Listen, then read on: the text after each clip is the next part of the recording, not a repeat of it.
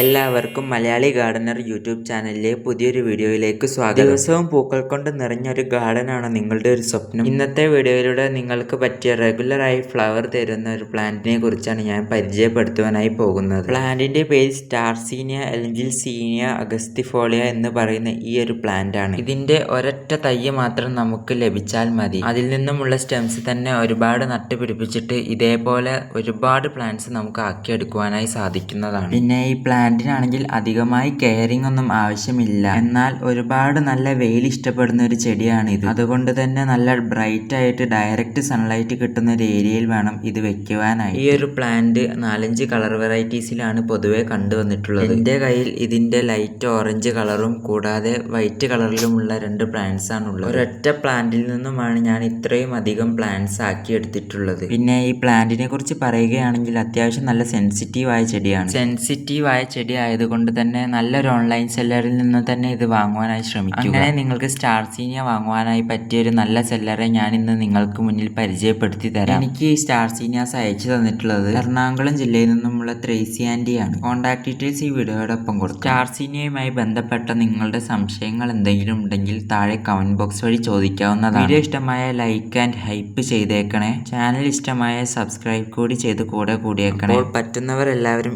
ഈ ഒരു പ്ലാന്റ് വാങ്ങി നട്ടു നോക്കുക. അപ്പോൾ ശരി, പിന്നെ കാണാം.